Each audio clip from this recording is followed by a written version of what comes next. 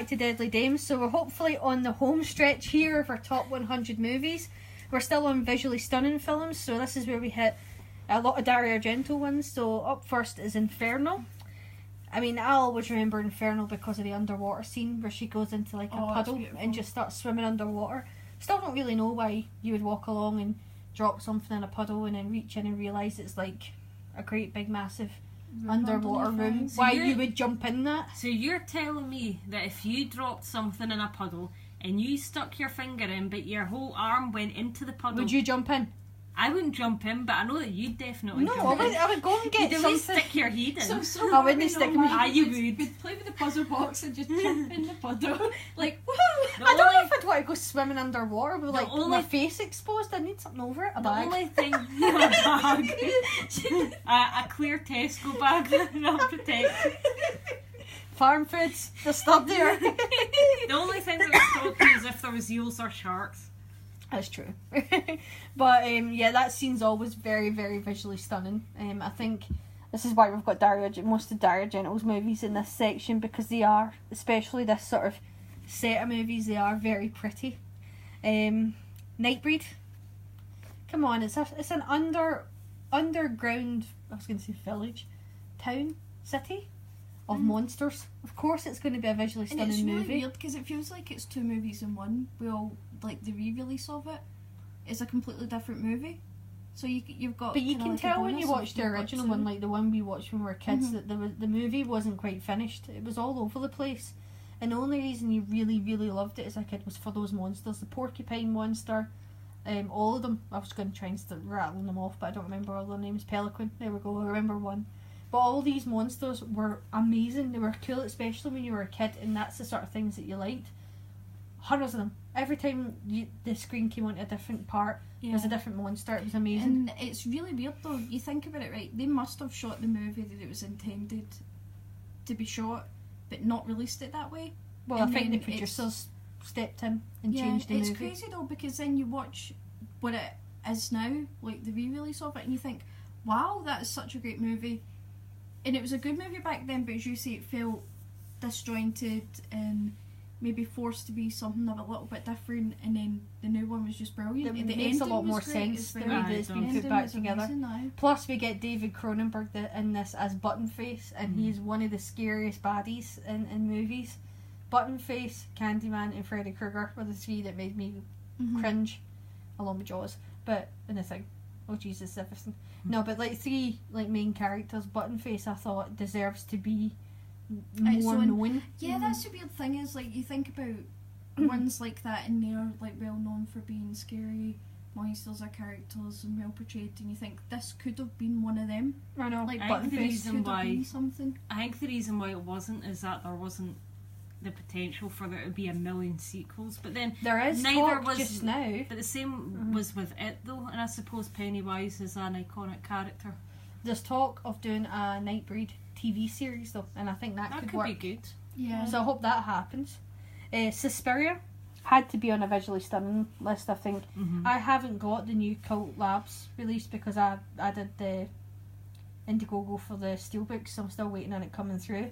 But I've heard that visually that one and Synapse are very, very pretty. It looks like you could just jump in the screen. Plus they remastered the colour.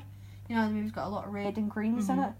They've made that stand out a million times more. I'm so tempted to just go and buy the Blu-ray and then probably give it to you when the Steelbook comes through. But I love Suspiria. It's probably my second favourite Dario Argento movie. So what's your first one then? The one below it, Phenomena. Although I'm not really sure what Claire's wrote there. Mine's is Inferno. Really? No. Yeah. Phenomena's mine, I think. Because I grew up watching Phenomena more than the other ones.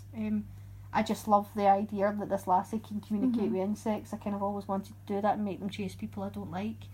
And I love the idea that it's a monkey.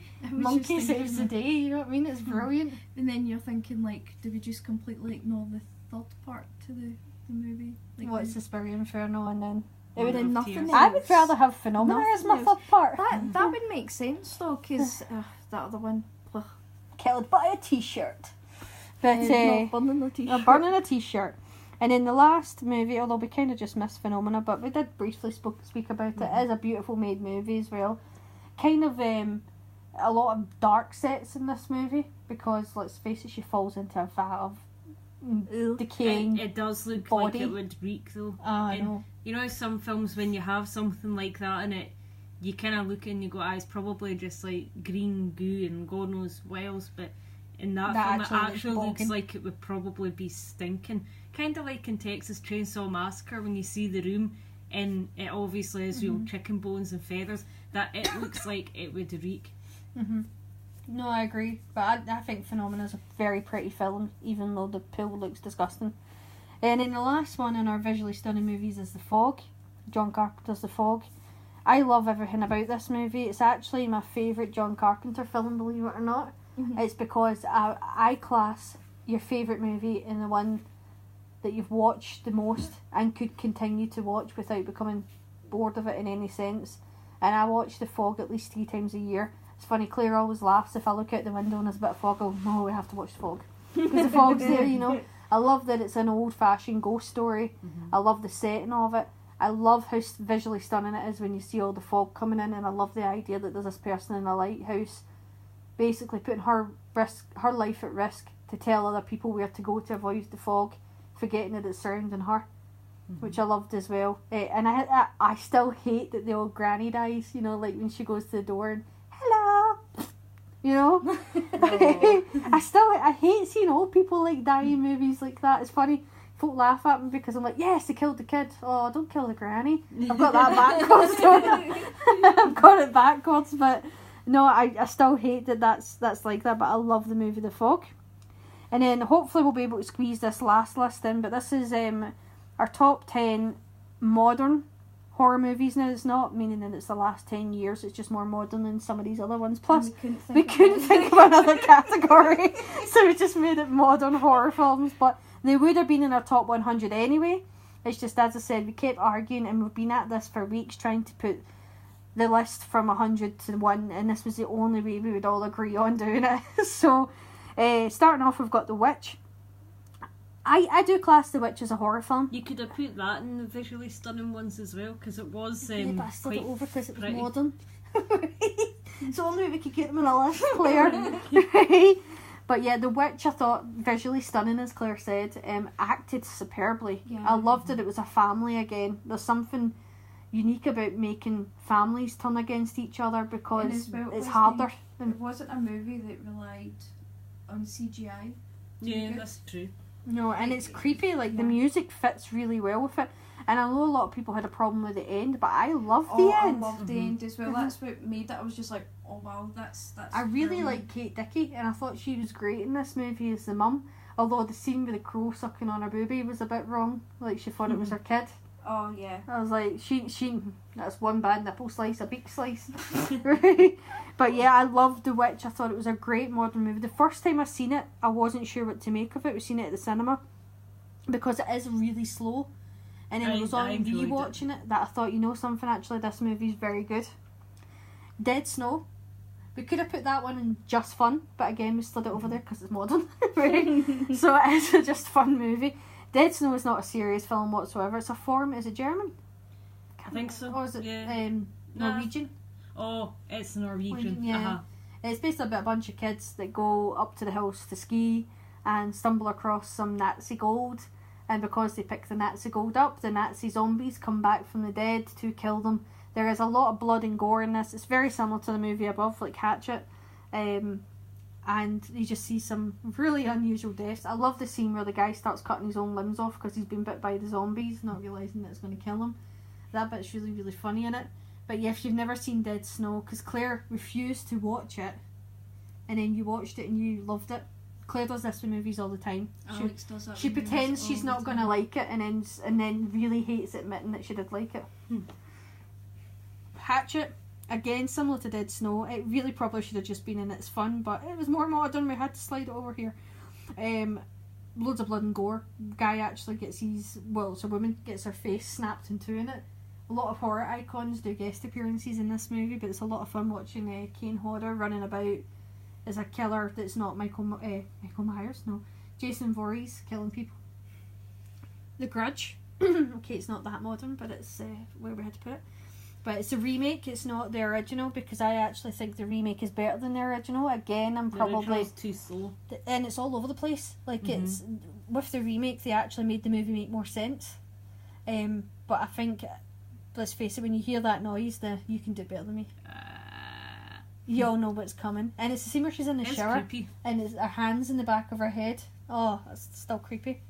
Sinister, let's just say lawnmower scene.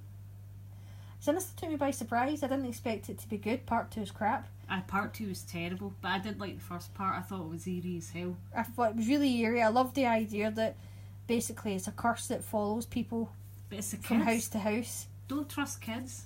See, kids die, old people, let's make them Children survive. of the Corn, The Omen, Sinister, don't trust kids. They're all bad. Shove them out windows like Game of Thrones style. Sinister, I think it got more and more disturbing for each video that you seen where the kids were killing people until it got to lawnmower scene. And it's weird, like, you knew it was coming, but it still didn't make it any better when you actually seen it. It was still gross. Lords of Salem, I'm going to have to end here because we're running out of time, and then we'll come back and do the last few. Lords of Salem is personally my favourite Rob Zombie movie, and I know I'm probably committing sin there because folk will say it's Devil's Rejects. Devil's Rejects would have been 101, by the way, just so you were aware. It literally just didn't make the cut because we thought it was more... Well, Claire described it as... I liked the new one as well. Well, Claire described Devil's Rejects as Velma and Louise, and that's the reason why we didn't put it in the horror films, because she said if you're going to put it in there, you might as well just put Velma and Louise in there, because it's basically about people on the run. And I was like, yeah, but those people on the run are murderers that then stop at a hotel and torture people. What's Thelma and Louise? What? Did they not kill someone? No. Did they not kill someone? Aye, but it's justified though. Yeah, he's trying to rape her. Aye, it's a justified kill. It's not that it's the same. No, I'm sticking up for you. Mhm. Thelma and Louise, they kill someone, they go on the run, they do the same. They kill a lot of They people. had 1,000 corpses. But yeah, so Devil's Rejects would have been in if Claire hadn't basically demanded that it was Velma and Louise. So blame her. But yeah, Lords of Salem is actually my favourite Rob Zombie movie. A lot of people give it a hard time because he did something different, and then as soon as he goes back to what everybody liked with 31, they gave him a hard time again. I like 31 as well. I don't know why people give Rob Zombie such a hard time. Yes, he makes movies which are pretty much like a big long music video, but if you like his music, you're going to like his movies. That's just as simple as that. If you don't like his music, then probably not going to like his movies, because he does them very similar. I happen to like his films. I wasn't a fan of Halloween 2. I've just realised. What? Because you've been saying Salem. He's scraping at the door. Sorry, we've got a cat called Salem who thinks we're shouting him. Don't shout him. So yeah, Lords of Salem is basically a witch story. I love that there's a curse in it which it turns on its head. Like, you think that she's an ancestor, but it turns out that all the other women that are getting affected by the music are actually the ancestors, and she's the ancestor of the bad guy, which I thought was a much better twist. Well, the whole film, you think that she's the ancestor of the witch for the whole thing, and then when you realise what's actually going on, you're like, because you think that you've got it all figured out, but then you find out that no, you know nothing. It is quite a slow movie, and it will give you nightmares when you see a naked old Meg Foster. You will never recover. You will if you watch Welcome to Arrow Beach. Yeah, that'll make it all better. You It's need, like you need to play reverse time. time psychology. Oh, but no, it's no right, Cena. I think it was a body cast. I think it was a body cast. Mandy thinks it was a suit, a very loose baggy suit. But I think she was wearing a suit. I would like to think that was a suit. I don't want to think that was her body. She was in 31 as well, wasn't she? She looked. Hey. Well, she didn't look bad. We're going to finish our suit conversation and come back and finish up on this list. Claire and Alison are still debating the suit, but we'll be back in a few minutes to finish our top 100. We're nearly there.